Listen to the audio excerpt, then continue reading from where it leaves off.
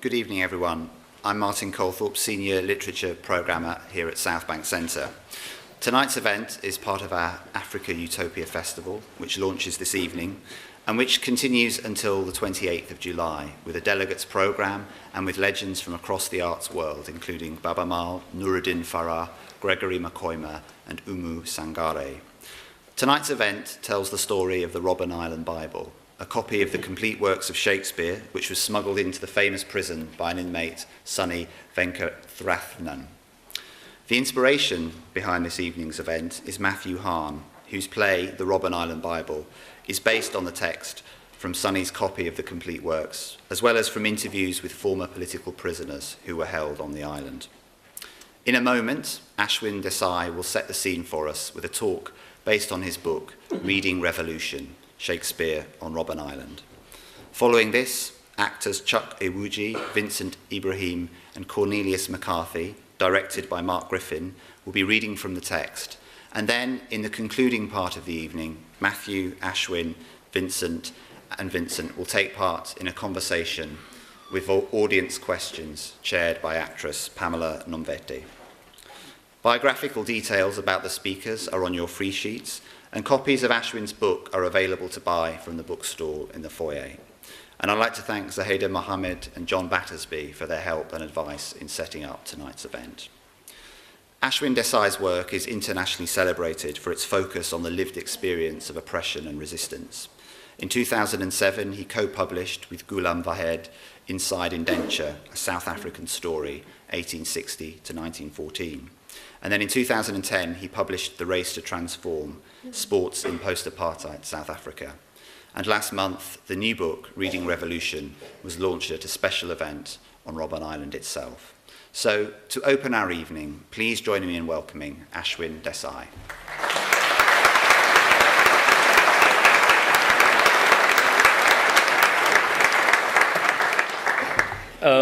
Thank you, Martin and Zaida, for this wonderful opportunity.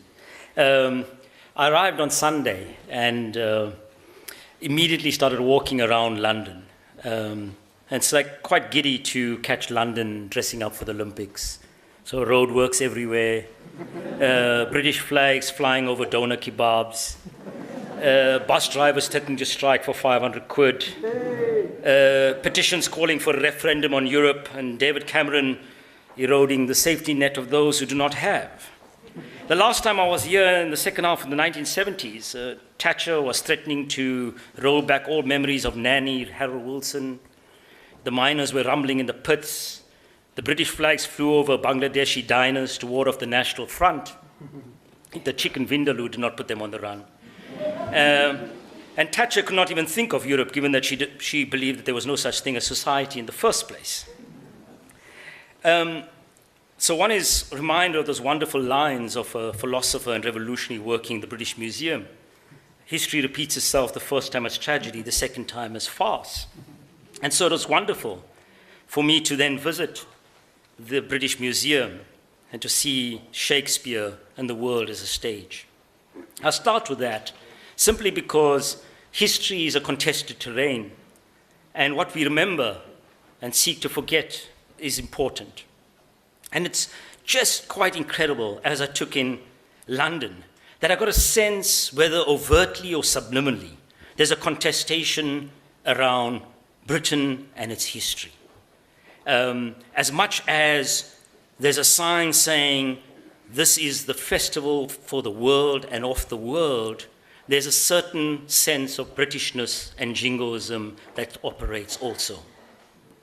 And for those of us who were brought up, like me, in the center of Durban in South Africa, I grew up with names like Prince Edward Street, Queen Street, and Victoria Street. And if you take that wonderful drive from Durban to Johannesburg, you'll come across Harry Smith, Warden, and Colenso, all named after British generals who wreaked havoc in the hills and valleys in the 19th century of KwaZulu-Natal. Wander a little bit off the track, and you come across Spierenkop, where British soldiers fell to withering fire from the Boers. I had no idea that Spierenkop was the inspiration behind Liverpool's Kop. I expect the fortunes of Liverpool are reminiscent of the fortunes of Afrikaner nationalism. So our history is written in blood, conquest, and brutal dispossession are in some ways integrated. And the challenge for us is to break out of what Ulrich Beck called methodological nationalism. Otherwise, scholars like Niall Ferguson are able to dress up colonialism as some benign project. So as I walked from the hotel I was living in, I don't know what it is about the British. They love these big statues of big men sitting on big horses, staring out into the future. So the Gurkha stands tall in Whitehall, not the Zulu armies under Kechwayo. Mandela and Gandhi, okay, but not Makanda. And so, for me, in setting that context, this is why the idea of Shakespeare and what people were thinking about on Robben Island and how they were seeking to both read the text and reinterpret the text for the conditions they faced was such a wonderful and humbling experience. It also gave us a deep sense, as I wrote the book and interviewed Robben Islanders, about the long history of both the ANC, which celebrates 100 years this year, and the long history of Shakespeare. Because one of the most profound scholars of Shakespeare in South Africa was the first General Secretary of the ANC, Saul Plaatje. In Native Life in South Africa, which he writes about the Native Land Act, he uses King Lear to talk about dispossession and build a sense of those wonderful opening lines in his book. Overnight, Africans were turned into pariahs in the land of their own. In the 1950s, the drum decade, probably the most exciting period of journalism in our country, sees texts replete with references to Shakespeare. And so when I came to Shakespeare and first met Sonny and first saw the book and realized its importance a couple of years ago, I had no idea myself about how people on Robben Island were discussing the text, the importance of the text, the seriousness in which they took the text, how they were using the text to talk to each other. And that is what is specific about this 32 people who signed that Shakespeare. Because for a singular moment in South African history, never again to happen really, were all the different factions of our political formations. There was Abdusa, there was the National Liberation Front, there was the PAC, there was the ANC, and then later the Black Consciousness Movement. And despite these differences and deep debates, people talked to each other through this medium of literature and debated with each other. And when you look at the Shakespeare and you look at this Robben Island Bible, you get a deep sense of how people thought through what they wanted to sign and why they saw certain things as important. And sometimes people just saw them for their aesthetic value and the beauty of their words. So when I asked Neville Alexander, probably one of our most profound scholars and intellectuals and activists, he chose one of the sonnets for the beauty of its words. And when you talk to the Black consciousness people, they always seem to have chosen Hamlet to sign off on. And when you think about Govan Mbeki, who had such a penchant for music, he signed off on Twelfth Night, If Music Be the Food of Love. And Walter Sisulu, born of a white father and a black mother, signed off on Shylock. So these weren't people who were just taking Shakespeare as nothing. They were thinking through it and they were talking to each other through it. When I asked the younger Black consciousness people why they signed off on certain things, they were interpreting Hamlet as looking towards an old regime and older people as conservative and have bowed down to the prison regime. So it became an incredible way of starting to think through South African history and the debates. There are deep debates in South African history. And sometimes I get a sense when we debate now about the future of South Africa, these debates are ahistorical. Yet, We had deep debates of the National Democratic Revolution, the two-state struggle, no Chinese wall. And we always seem to have these binaries in South Africa. Then our ex-president, President Thabo Mbeki, spoke about two nations, and then two economies, and now President Zuma talks about the second transition. And I sometimes get a sense that when we're entering these debates, we seem to have forgotten that these debates have a historical legacy, and they both cramp what is possible, but also liberate a basis of us to think about something different. And that is what this history is about, and that is what the Shakespeare is about. This ability inside the depths of a prison to imagine a world that was different and a world that could be better. They were different from the warders. It is ironic in this very close relationship between warder and prisoner, when the warders were of the superior race, of an ideology and a genetic makeup that made them better. They couldn't care about imagining a better world. They couldn't care about reading. They were barbaric.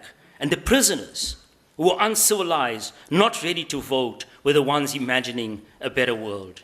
And all the time, when I interviewed prisoners, the sense of a better world and imagination came off so seriously. And people changed, and they developed.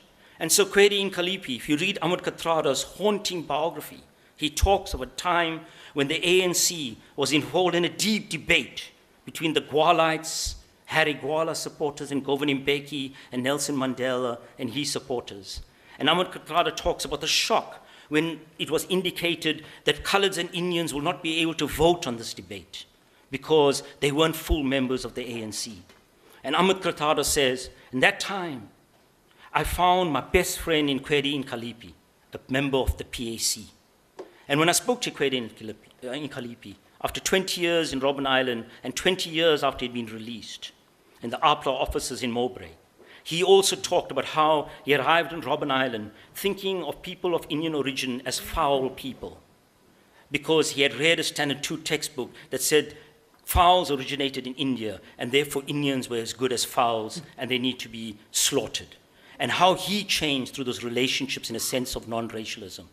And while I was in his Mowbray office, it was very interesting. I was wanting to interview Kwedi Nkalipi, and people were coming in all the time and sort of genuflecting to me, and old men who had been to Robben Island for 20 years after the 63 march, and nobody had told their stories, and sitting around. And I was thinking, I just want this interview, and why are they genuflecting in such a way and wanting to sit and talk to me and greet me in the most respectful way? What I didn't realize at the time, that word had gone out to Gugulethu and Langa that there was a guy by the surname of Desai who had come to tell the PAC story. And most people thought I was the grandson of Barney Desai, the sort of mythical PAC leader. I didn't disabuse them of that. I never, at the time. Although my mother did say that, Barney Desai was a very good-looking man. So, and when I asked Kwedi Nkalipi, and that's what really set me on this book, Reading Revolution, Shakespeare on Robben Island, and really moved me to wanting to understand the story. I asked him, what line do you remember from Shakespeare? And it was almost as if time had stood still. And he immediately said, and he started with a few lines, he couldn't complete it, all the perfumes in Arabia. And I said, why? He said, because as a PAC member, they were trying to divide people. And he kept being offered early release to the Transkei if he reneged on the armed struggle or made an apology. And he said, this kept him going, that apartheid had to collapse completely before he would take any sort of early release. And I sort of think that 40 years basically later, Kwedi Nkalipi could remember lines from Shakespeare and what it meant to him in the context in which he found himself. One of the things I missed in looking through the Robben Island Bible, and it shows the depth in which people took this seriously, was that Nelson Mandela signed his section from Caesar on the 16th of December, 1977. It's such a powerful date in our history, known when we're growing up in the textbooks as Dingaan's Day, then the Day of Vow, and now the Day of Reconciliation. And so here was a man facing a life sentence, being given a Shakespeare, and thinking about the date in which we sign, because he realized that Sonny Venkatrathnam was going to be released, and it was a message in many ways he was sending. So when we listen today to this wonderful reading that I had the pleasure of hearing earlier, interestingly, the only line that was nearly forgotten by one of the actors was also the line, 16th of December, 1977. Something about it. This is not just about a history that is standing still and about nostalgia.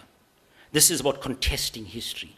This is about contesting who owns a particular history. This is about contesting the sense of a jingoism and national chauvinisms. This is about wanting to encourage people to think about history like Eduardo Galeano thought about history, not as an anchor, but as a catapult, to think about the past and its stories as a challenge for the present, and also about why people are not writing South African history, why are these stories not being told. I mean, there was a flow of black consciousness prisoners to Robben Island, young people, but we hear no biographies of them. Most of the books that have been written, Mandela, Sisulu, Daniels, Kathrada, Isaacs, are from the generation that went to the island in the 1960s. What underlies this resistance to speak? Are the wounds of the present so painful that the past cannot be remembered? And what of the Pan-Africanists who once filled the island with freedom fighters? Is Benjamin Pogrom's hands Sobukwe transforms into a cuddly liberal? Is this the way Sobukwe should be remembered and the power of Pan-Africanism? And what of the left? Where are the reflections of the Gwalites, the followers of Harry Gwala, with such a massive presence on the island, and their arch foes, the Trotskyites, who once also were imprisoned here? Is it because they cannot speak to the contemporary? Their ideology is shaped and limited by apartheid resistance. I hope they speak, because often the more interesting stories are of those who fought but who never came to power, of those who sacrificed but who are barely footnotes in the new official history books. Today in South Africa, we live in truly Orwellian times. Remember this wonderful line from 1984? Who controls the past controls the future. Who controls the present controls the past. So today, Thabo Mbeki is airbrushed from history, while P.W. Botha replaces F.W. Clark as a hero of negotiations. And Julius Malema, we're told, is history. This makes the task of historians even more important and principled. While historians might well in many cases be the handmaidens of authority, more profound and lasting intellectual work happens when it is independent of power. In immediate post-liberation societies, this is not liked. Syrupy histories are all the rage, dulling the senses and confining debate within narrow circles. But this kind of history teaches us nothing, does not force us to reopen the past so as to challenge the present.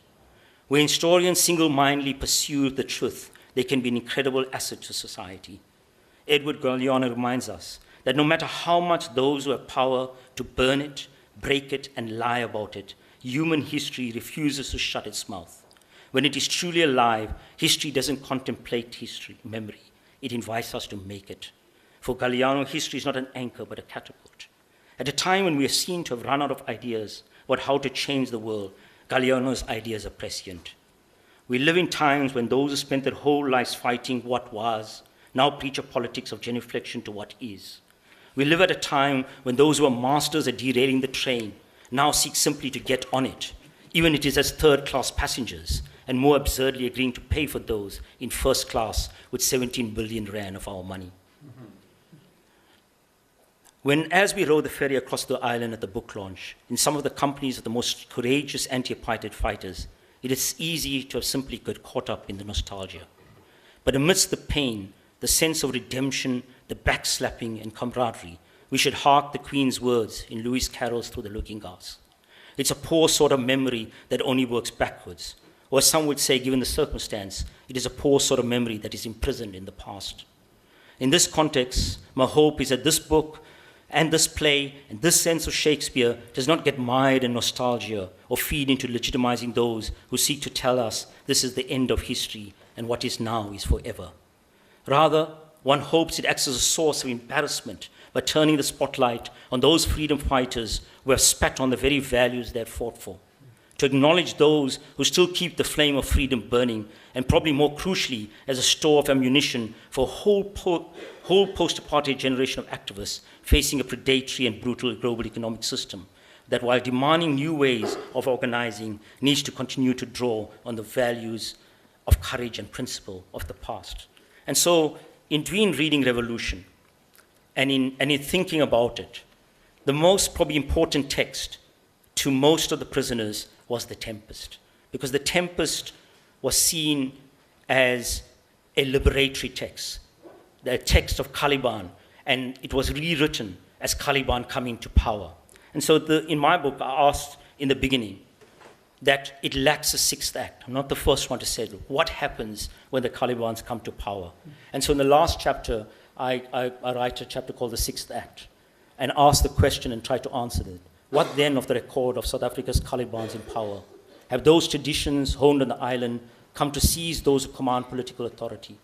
How and why do we dispose of our own Caesars and resist the urgings of rank ambition by our own witches and wizards cooking up cauldrons of toil and trouble? Thank you.